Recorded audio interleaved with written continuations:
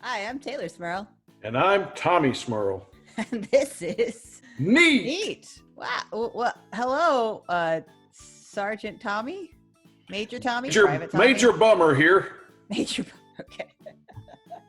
Oh, this is a surprise. I didn't know you were going to bring your costume to the table. I feel a little left out.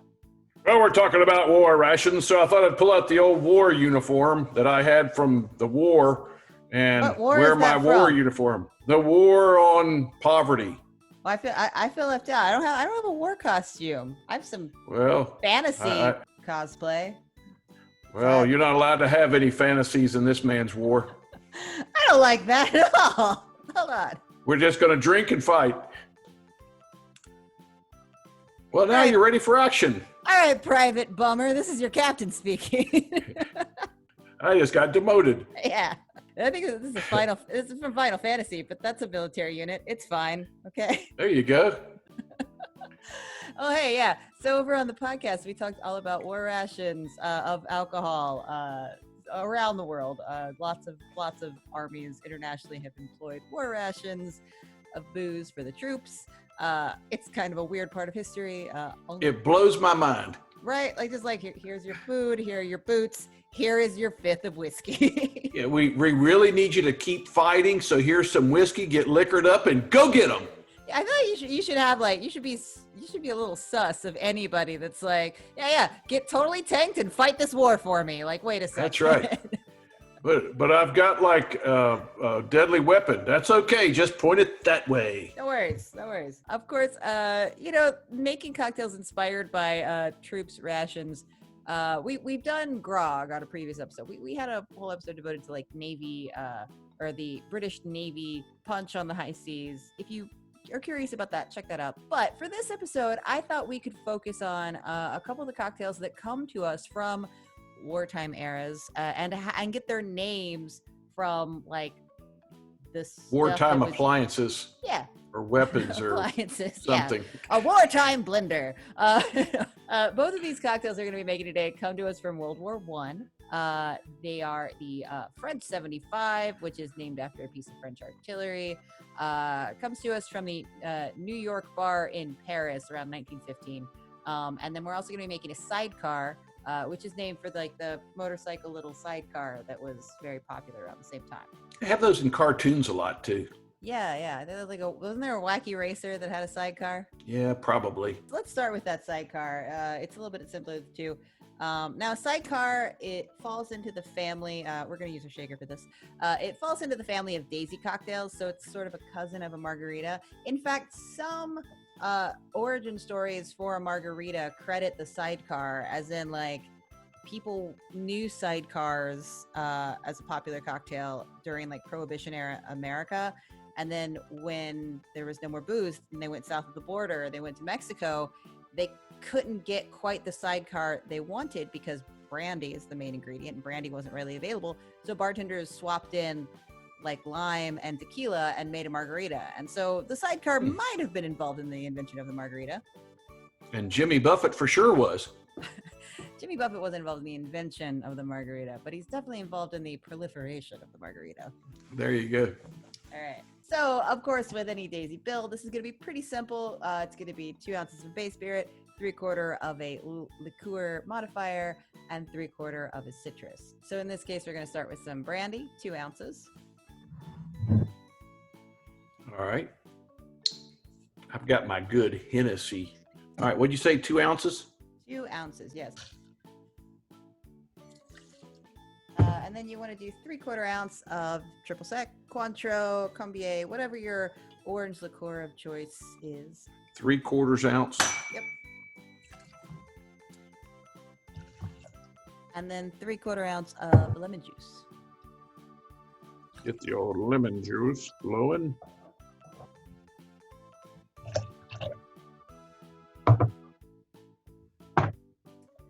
Now, this drink is traditionally served in a coupe or a Nicanora. Either drink is apropos. But before we ice our shaker, we're going to prepare our glass with a sugar rim. Now, this is pretty important for this drink, actually, because I usually detest a sugar rim, to be honest. But you're going to see this when we make this drink. It plays out pretty dry.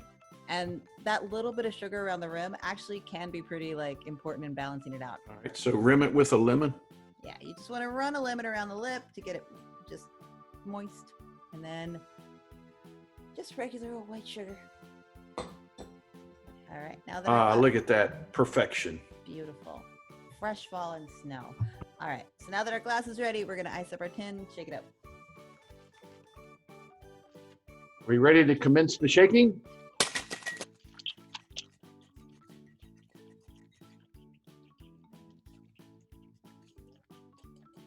Slip in the torpedo room, drinking that torpedo fuel. This is the officers' quarters here. We're drinking real drinks. All right, straight it into your glass. And along with that sugar rim, traditional garnishes are either like a lemon wedge, a lemon wheel, a lemon twist. I'm gonna go with the twist. A twist. Ooh, this looks good. Well, here's your classic sidecar. Don't leave me hanging. Cheers. Cheers. Not too bad. Well, if you take a drink and let the sugar rim dissolve a bit and just try the cocktail straight without that sugar, you can see what I'm talking about, where it is a little dry. Now, I think it's fine without the sugar rim, but if you're a fan of sweet cocktails, and especially if you think of this in the family of like, you know, other sours or like a margarita, it plays very dry. So I think that sugar rim actually balances out nicely, you know? Yeah, I like it better because of the sugar rim. That really makes the whole drink go down smoother. So there you go. That's pretty good. Yeah.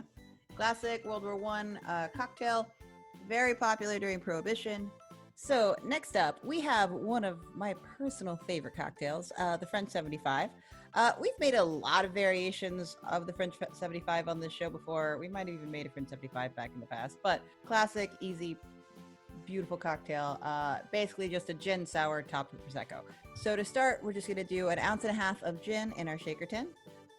Whatever kind of gin works fine with this. I like to go with a more classic gin. I think, yeah, Bombay is great. I like Bombay Sapphire. It's a little bit botanical.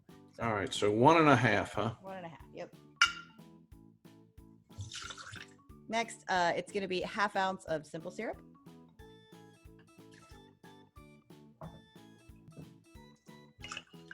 All right, and then 1/2 ounce of lemon juice. 1/2 ounce lemon juice.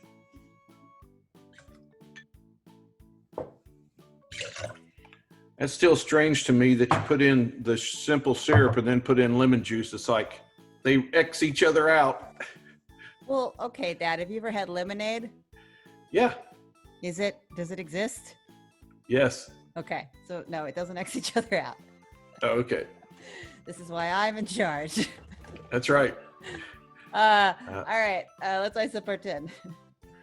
Ice up our tin. Oh, yeah, the Prosecco comes later, huh? Yes. Yeah, you don't want to shake with Prosecco in there. That's a mess. Oh, yeah, that's probably true. While this cocktail does take its name from a artillery piece, I don't think you actually want the explosive quality in the drink. Well, that would make it memorable. Now you want to strain this into a flute. If you don't have a flute, you can use a wine glass. That's a good flute. It's a beautiful flute. That's a crystal flute. It's a fancy flute. Yeah. But yeah, a wine glass. It's a highfalutin. It's highfalutin.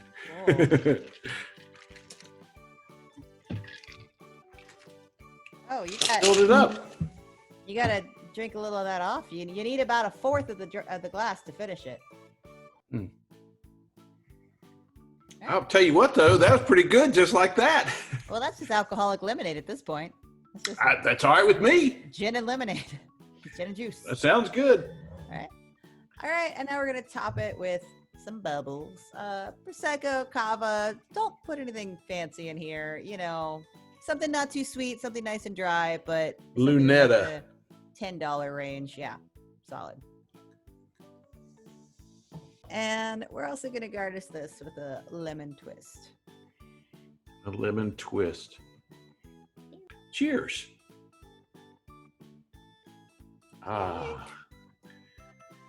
Clank. simple but refreshing. That's a good drink. Yeah, I could drink those. That's one of my favorite any time of day cocktails. I think it's great for brunch. It's great for like a kind of an aperitif. It's not super boozy. You know, you've got a little bit of a lower pour of your classic cocktail build in there. Just a little bit lighter on the alcohol. It's very refreshing. It's a nice long drink. Yeah, I'm not much on mimosas, but like you say, a breakfast drink for a brunch, that would be a good drink. Yeah. Yeah, absolutely. And you're probably, I mean, you know, you've got a little bit more booze in there, but it's not any better or worse for you than mimosa. It just tastes better.